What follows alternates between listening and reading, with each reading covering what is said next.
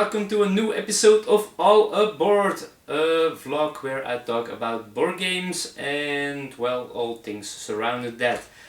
First of all, let's see which games I've played, but before that I want to thank you all because 2 days ago we hit the 100 subscriber mark.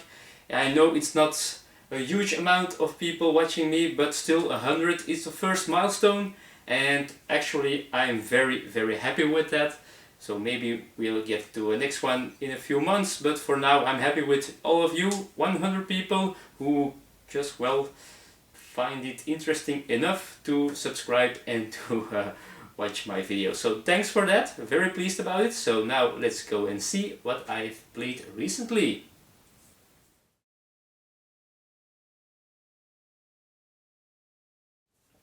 Okay, so a lot has happened in the last few weeks. I know it's been a long time since I've posted the last All Aboard episode. Things got in the way, work, personal family life, and, well, my 50 games in 9 days challenge. So my girlfriend and I, we played 50 different games from my collection in 9 days when we had some days free from work. And, well, it's a lot of gaming and it takes quite some time to finish all those games, so I did not have the time to make a video. Actually I did one, but I didn't think it was good enough, so I just threw it in the garbage can. So what did I play? Well, I'm not going to say what I played in that challenge because 50 games, it will be a video about 3 hours long. Not going to do that, but some things I've played after that challenge are a few interesting games. First of all, there's this Legends of Andor. We have the Dutch version of it. So we played this game with friends of ours. First time we played it with more than 2 players. And we did the introduction scenario, where the game scenario teaches you every step of the game. It's a very interesting way to do a tutorial, actually. And, well, we lost so bad, so we did not manage to win. Quite interesting game. It's more like a puzzle. You have to find the the best way to defend the castle against all these enemies that are trying to get in. And in the meanwhile you have to get past them fast enough to well, do this mission.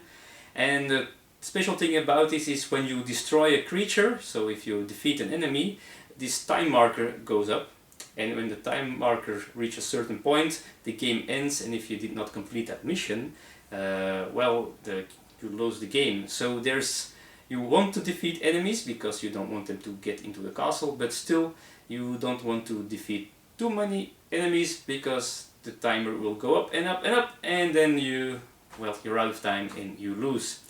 Interesting mechanic, very difficult, but very fun, a great cooperative game. So that was Legends of Andor.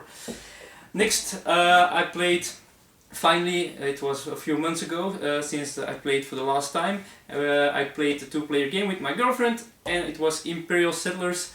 It was in the top 5 of my most, my top games of all time. Imperial Settlers from Ignacy Cevicek, Portal Games. It's actually a card-driven game where you try to build your empire with cards, and you try to get this engine going in which you get resources, in which let you build more buildings and, well, score more points than your opponent. Last 4 games I've lost against the girlfriend, but this time we played Egyptians. I was Egyptians versus the Romans. And this time I had quite a big victory over her. So next time she always beats the crap out of me with the barbarians. So soon we will do this game, Barbarians versus Egyptians, and we'll see who gets the title of best Imperial Settler. Well, not sure it's going to be me, but still, this is a great game, one of my favorites of 2014. So be sure, and there's a Dutch version coming out and a French version and all those things, so all people everywhere can play this soon in their own language, so that's fantastic. Alright, so what else did I play? this tiny game this time. I saw a run through of Rado, and well, when I saw it was available in my friendly local game store, as they call it, I went and picked it up. It was only 10 euros, so it's not that expensive. And the game I'm talking about is the Isle of Games, a game by Dan Keltner and Seth Chaffee, and published by Dice Hit Me Games. And just before I started filming, I suddenly realized the Isle of Trains. If you pronounce it fast enough, you say Isle of Trains, which I don't. I don't like train games. The only game I play with trains is Trains, the deck building game. And now I played this as well because I found the game mechanics quite interesting. So each player has few cards in their hand and they're trying to build this train, get some resources in it like coal, wood and oil, and they try to deliver it to certain cities and fulfill contracts. So it's a kind of card-driven pickup and delivery game. But the most interesting thing about it is that all these cards, so like this, they have multiple uses. First of all, if you want to play a card, you have to pay its cost, which is written in the corner, by discarding that many cards. So you can use your cards to pay to build other cards. And what they also do is they, well, there can be built as wagons, but they can also be used as a certain resource. Like for example, this one is oil, and you can put it in your or the other player's cart. If you put it in the cart or a wagon of the other player, you get a bonus action. You can draw out more cards, or you can build another card for free. If you put it in your own car, you don't get a bonus. But of course, if you put it in the cart of the other one, he has a resource which he can use to deliver and fulfill his contracts. Very interesting game, very fun, because you have to make these decisions of which cards will I use to pay, which cards will I use to as a resource, which one will I build. Is my train, my engine strong enough to pull all these wagons? And will I give my resources to the other player because he is trying to fulfill some contracts as well. Very good game, very interesting, small one. So if you find it, be sure to try it.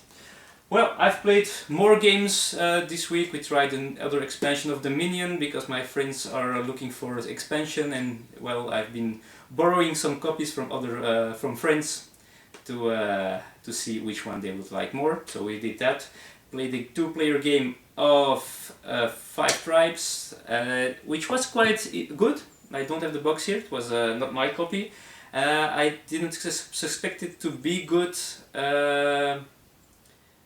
for 2 players, because you have this back and forth, and with the bidding for turn order, had my doubts about it, but actually it worked very well. And well, there's an expansion announced with an extra color, purple, and so I'm quite interested in seeing what that will be.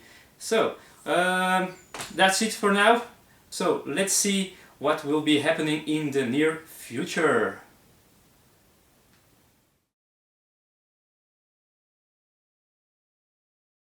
Okay, so what will I be doing this week or the coming weeks? Well, I'm not sure yet. I finished the Legendary Encounters playthrough. I've uploaded the last part this week. So if you did not watch that yet, go to that video and make sure you see how things end. But I'm still doubting in the game I will be doing next. Don't forget, I still have my geek list on Boardgame Geek, in which you can vote which game to play. This moment, lots of interest in Imperial Settlers solo variant, so I might do that. Also quite some interest in doing Robinson Crusoe, Voyage of the Beagle, or the Dr. Livingstone expansions. So I might do one of those, but probably I will do a small one in between, but I'm still not sure which one. Might be Onirim again with one of the expansion variants, or maybe Space Hulk Death Angel, who knows, or maybe a Friday or a Samurai Spirit. I already did those in Dutch, but maybe I will do an English playthrough of it, something in between. And well, I'm still learning some other games or trying to find some other games I can add to the list. So well, take a look at that. So I'm not sure what's gonna happen this week and next week and the week after, but I will try to make something interesting for you. So I see you all there.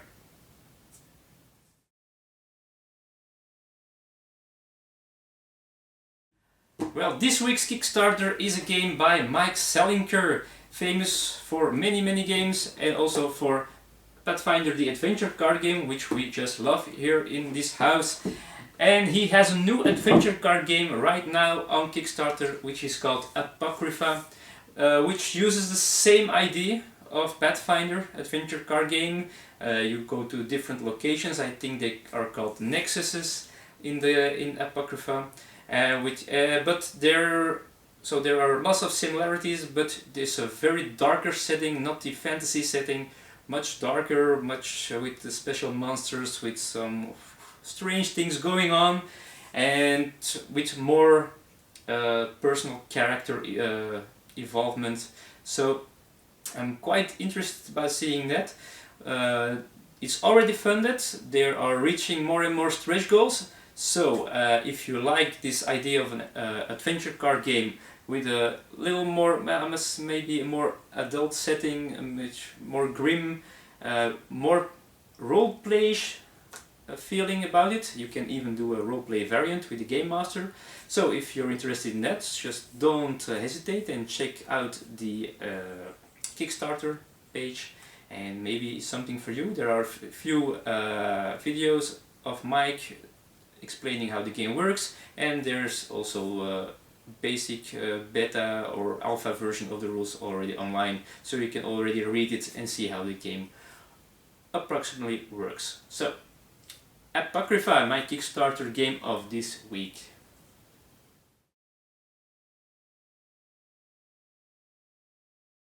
Okay, and this time in my ramblings I want to talk a little bit about designing games. And this got triggered by two things, and well, both things are thanks to the Dice Tower. Well, I get a lot of information of those guys, so thank you for that, and I'm using that information for myself. Well, that's just what I do. So, what I want to talk to you about is designing games, and why? Because first of all, Tom Vassell, he did some interviews at the Gathering of Friends with, well, quite an amount of designers, and quite so good designers as it is, and those were just fantastic interviews, so interesting to listen, because I listened while on the bus and the train towards work. So I had this I had my iPad and I was listening to these interviews, and man, these guys are so interesting and so great to hear them talk about designing their games, about their life in board game hobby.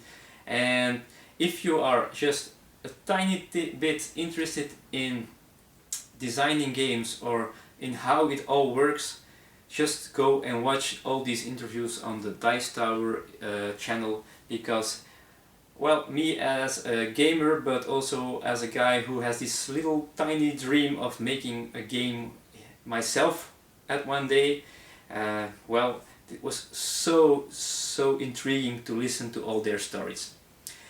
Second thing that triggered this interest in talking to you about this was this new contributor, sorry, difficult word, I don't speak English, for the Dice Tower, and they're called The Forbidden Limb, and they do this YouTube videos about designing and publishing games. So this time they are talking about getting artwork for your prototype, and well, just one guy is interviewing two other guys, a designer and a publisher, and they just give great explanation how it works, what you should do at a very basic level. And for me it was fantastic to see such kind of video. So if you are have the aspiring designer in you, you want to make a game and you have no clue, like I do, to to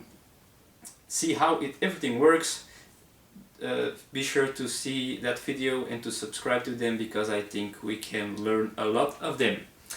That being said, I am trying to make a game. Well, I'm trying to make all different kinds of games. I have about 5 designs in progress which are going maybe nowhere, but I keep trying. Don't have a lot of time, and that's the first thing you need a lot of time to design games. So I'm struggling with that, but still I'm trying. And just to end this video, I wanted to show you this design I'm making. So that's how I'm working at this moment. This is a small version of a game board I'm trying to make, of a player board I am making for a game, and some tiles I'm designing just for a prototype of this game. What else do I have? I have this card game. It was the last game we played for our 50 games in 9 days challenge. It was a design I had lying around for quite a while. It is playable, it is not good. I must say it's not good, but it's playable and enjoyable. But after playing it since a long time, I decided to pick it back up and, well, completely rework it and hopefully improve this game. So who knows, I might design a game somewhere far in the future. And the future, that's where I will see you all later, because this is the end of this video. I thank you all for watching. I have no idea what I'm talking about. I just love talking about games. So if you listen to me, feel free to like this video, to subscribe, to share this video. We're at 100 subscribers at this moment. Thank you for that. I believe it's awesome. It's unbelievable that 100 people are following me. But of course, you have to be a little bit ambitious, so let's go to our next bigger milestone, and that will be 250 subscribers. Not sure how fast that's going to happen, but I am counting on you to help me achieve that. Follow me on Twitter, follow me on Facebook, follow me on Boardgame Geek. Everywhere I'm named as the Vitruvian Gamer. And well, thanks for watching, and see you all in the future.